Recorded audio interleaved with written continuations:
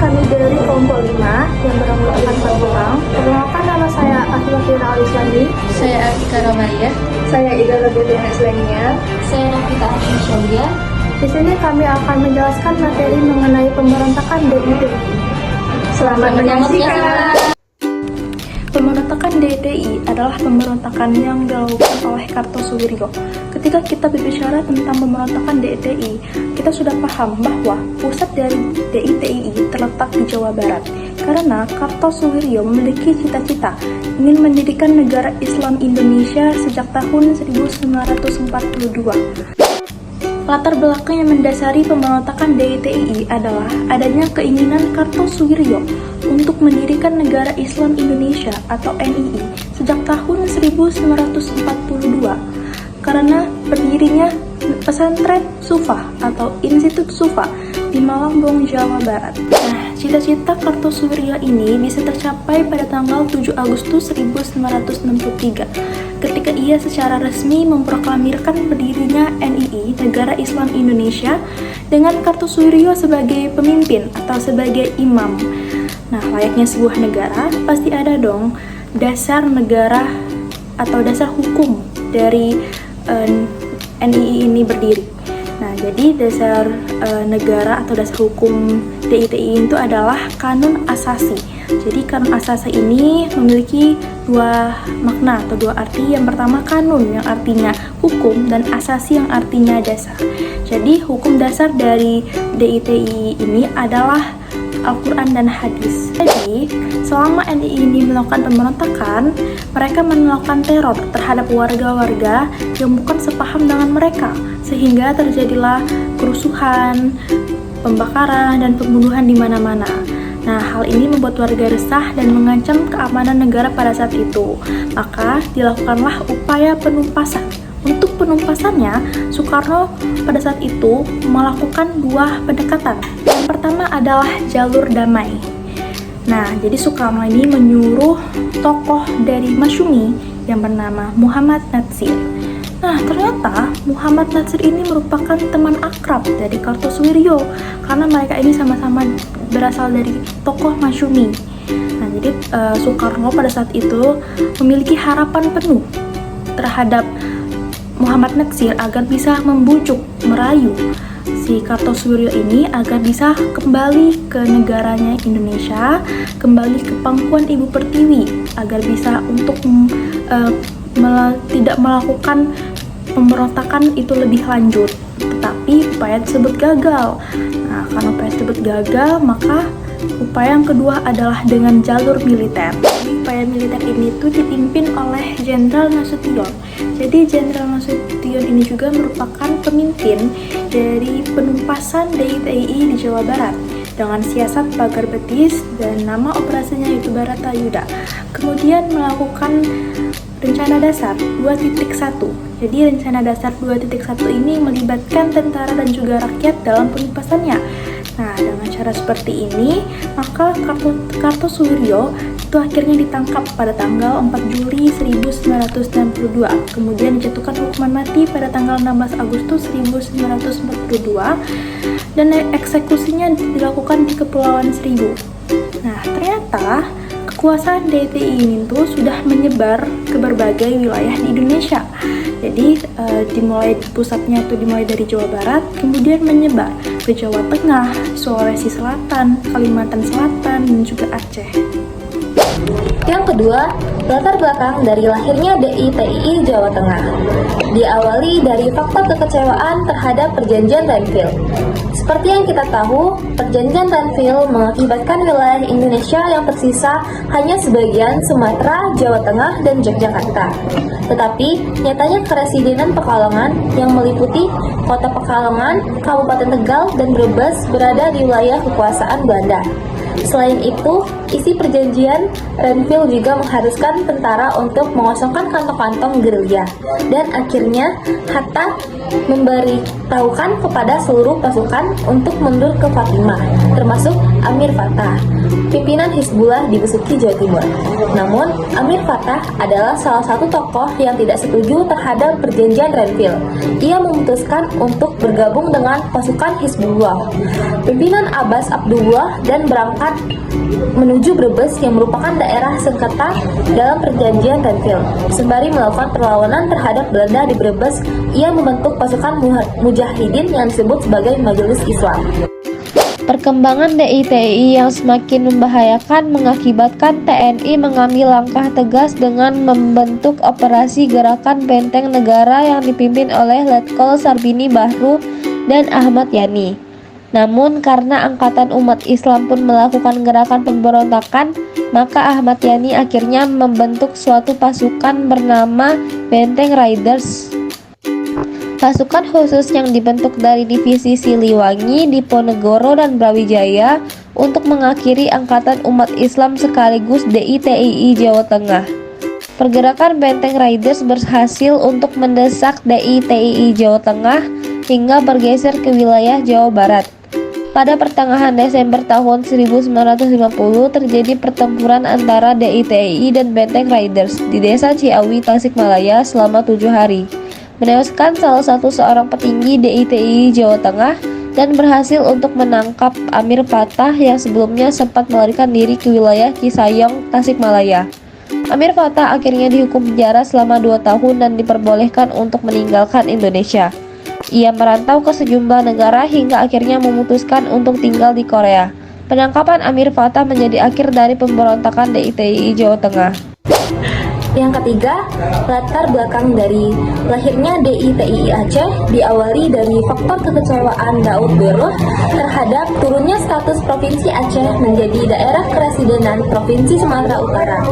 Bagaimana hal itu bisa terjadi? Syafruddin Prawira Negara yang kala itu menjabat sebagai Wakil Perdana Menteri di masa Kabinet Hatta II menetapkan Aceh sebagai sebuah provinsi yang lepas dari Sumatera Utara, serta mengangkat Daud Berroh sebagai Gubernur Militer Aceh. Namun, penetapan Aceh sebagai provinsi sesungguhnya dilakukan tanpa persetujuan dari pemerintah pusat. Tindakan tersebut dilakukan oleh Syafruddin dengan tujuan untuk mengantisipasi kemungkinan gagalnya perundingan KMB, namun nyatanya Indonesia dan Belanda bersepakat untuk menetapkan di konferensi meja bundar. Maka akhirnya untuk membentuk negara Indonesia berubah ke bentuk negara serikat. Pemerintahan RIS yang tidak mengetahui status Aceh sebagai provinsi akhirnya meleburkan Aceh ke dalam Provinsi Sumatera Utara dan menetapkan Aceh sebagai daerah keresidenan. Perlawanan yang digerakkan oleh Daud ini menuntut diberikannya hak otonom untuk Aceh. Melihat hal tersebut, pemerintah tidak tinggal diam. Mereka segera mengambil tindakan untuk menghentikan pemberontakan DITII di Aceh. Pemerintah pusat memiliki 2 jalur dalam upaya penyelesaian pemberontakan tersebut, yaitu dengan upaya militer dan diplomasi. Operasi militer dilakukan dengan menyelenggarakan Operasi 17 Agustus dan Operasi Merdeka. Sedangkan cara diplomasi diterapkan dengan mengirim utusan ke Aceh untuk bercengkrama dengan Daud Berroh. Setelah melewati proses yang cukup panjang, permasalahan ini akhirnya berakhir dengan jalan damai. Pemerintah pusat memutuskan untuk memberikan hak otonom kepada Aceh sebagai provinsi yang disebut Daerah Istimewa Aceh dan diizinkan dengan menerapkan syariat Islam. Pada tanggal 18 sampai 22 Desember 1962 digelar upacara besar bertajuk Musyawarah Kerukunan Rakyat Aceh atau MKRA di Aceh sebagai tanda perdamaian. Pemberontakan DITII di Aceh akhirnya dapat diselesaikan dengan cara musyawarah. Baiklah, selanjutnya yang keempat ada pemberontakan DITII yang terjadi di Sulawesi Selatan. Nah, langsung saja ke latar belakang lahirnya pemberontakan DITII yang terjadi karena Kahar Muzakar menginginkan kelompok gerilyawan Sulawesi Selatan untuk bergabung dengan Angkatan Perang Republik Indonesia Serikat. Namun ditolak oleh pemerintah pusat karena pasukan KGSS tidak memenuhi kualifikasi untuk masuk organisasi ketentaraan. Sehingga Kahar Muzakar murka bergerilya ke dalam hutan bersama 7.000 pasukan KGSS dan menjadi awal pemberontakan pada tanggal 5 Juli 1950. Nah, siapa sih Kahar Muzakar itu? Nah, Abdul Kahar Muzakar merupakan pemimpin gerakan Islam di Sulawesi Selatan dari tahun 1950 hingga kematiannya pada tahun 1965. Dia memimpin kelompoknya dalam DITII Sulawesi Selatan melawan pemerintahan pusat Indonesia dan akhirnya dibunuh oleh tentara di hutan. Pada tahun 1953, Kahar Muzakar menjadikan daerah Baraka Kabupaten Enkerang sebagai basis pemerintahan DITII di Sulawesi Selatan. Letak yang strategis dan keterbukaan masyarakat yang menjadi potensi daerah Baraka dijadikan sebagai basis pertahanan DITII oleh Kahar Muzakar. Selanjutnya yaitu upaya penumpasan pemberontakan DITII Sulawesi Selatan, yang dimana upaya penumpasan ini lebih banyak menggunakan strategi militer atau full militer, bahkan dengan menggunakan pesawat terbang. Itulah sebabnya sehingga operasi penumpasan DITII di Sulawesi Selatan didatangkan pasukan bantuan dari Jawa. Hingga akhirnya pada bulan Februari 1965, Kahar Muzakar berhasil ditembak mati dan mengakhiri pemberontakan di Sulawesi Selatan. Yang terakhir itu adalah pemberontakan DITII di Kalimantan Selatan. Latar belakang pemberontakan DITII di Kalimantan Selatan ini sesungguhnya bisa ditelusuri dari tahun 1948 saat Angkatan Laut Republik Indonesia divisi sebagai pasukan utama Indonesia dalam menghadapi Belanda di Kalimantan Selatan telah tumbuh menjadi tentara yang kuat dan berpengaruh di wilayah tersebut. Namun ketika penataan ketentaraan mulai dilakukan di Kalimantan Selatan oleh pemerintahan pusat di Jawa, tidak sedikit anggota ALRI divisi yang merasa kecewa karena di antara mereka ada yang harus dimobilisasi atau mendapatkan posisi yang tidak sesuai dengan keinginan mereka, termasuk Ibnu Hajar yang kecewa terhadap tindakan pemerintahan tersebut. Didasari rasa kecewa tersebut, akhirnya pada 10 Oktober 1950, Ibnu Hajar membentuk pasukan yang bernama Kesatuan Rakyat Indonesia yang tindasnya atau disebut dengan KRYT. Dengan cepat, ia berhasil mengumpulkan pengikut terutama di kalangan anggota ALRI divisi yang kecewa terhadap pemerintah. Latar belakang pemberontakan di Kalimantan Selatan ini juga dikarenakan adanya kekecewaan dari para pejuang dari Kalimantan yang tidak mendapatkan sertifikat. Pemberontakan DITII di Kalimantan Selatan terjadi pada tahun 1950 hingga 1963. Tokoh pemberontakan DITII Kalimantan Selatan adalah Ibnu Hajar, seorang Letnan II Tentara Nasional Indonesia (TNI) yang bergabung dalam divisi Angkatan Laut pada masa Perang Kemerdekaan. DITII Kalimantan Selatan dipimpin Ibnu Hajar yang memiliki pemberontakan bernama Kesatuan Rakyat Tertindas atau disebut dengan KRYT. Pemberontakan ini dipicu oleh ketidakpuasan terhadap pemerintah pusat dan menyatakan Kalimantan Selatan merupakan bagian dari negara Indonesia Islam.